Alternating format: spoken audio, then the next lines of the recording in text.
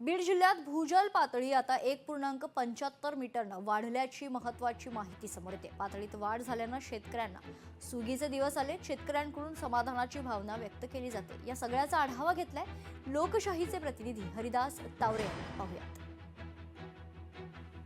बीड जिल्ह्यात यावर्षी मोठ्या प्रमाणात अतिवृष्टी झाली आणि याच अतिवृष्टीमुळे बीड जिल्ह्यातील शेतकऱ्यांचं जे पिकं आहेत याचं अतोनात नुकसान झालं। मात्र त्याचा जो परिणाम आहे अतिवृष्टीचा तो मात्र पाणी पातळी वाढीवर झाल्याचं चित्र या ठिकाणी पाहायला मिळतं। मी या ठिकाणी जे विहीर आहे ती विहीर या ठिकाणी तुम्हाला दाखवू शकतो। अक्षरशः आज डिसेंबर जो महिना आहे तो चालू आहे आणि या डिसेंबर महिन्यामध्ये विहिरीची पाणी पातळी अजून जशाच तशी असल्याचं चित्र या ठिकाणी पाहायला मिळतं।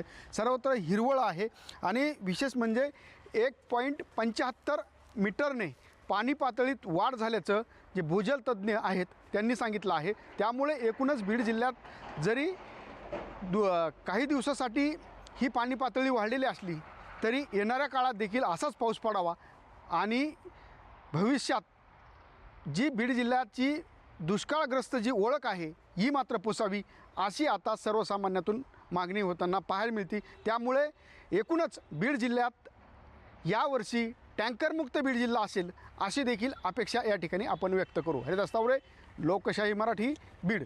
आता ही वाढ होण्याकरता अनेक बाबी कारणीभूत आहेत। पैकी सर्वात पहिली कारणीभूत असणारी गोष्ट म्हणजे यावर्षी झालेला पाऊस। आपल्याला यावर्षी 150% इथपर्यंत पाऊस आपल्याला या जिल्ह्याला यावर्षी झालेला आहे। तसेच आपल्याकडे काही मंडळांमध्ये अतिवृष्टी सुद्धा झालेली आहे। तर पाऊस ही चांगला झालेला आहे। त्यानंतर आपण एकंदरीत बघाल की जो पावसाचा कालावधी राहिलेला आहे यावर्षी हा एकंदरीत जास्त असल्या कारणाने आपल्याला जास्त वेळ पावसाला या ठिकाणी रिचार्ज होण्यात जो काही आपल्याला पाऊस झालेला आहे त्या पाण्याला रिचार्ज होण्याकरता वेळ मिळाला। मग त्याच्यामुळे आपल्याला एकंदरीत पाण्यामध्ये वाढ झालेली दिसते।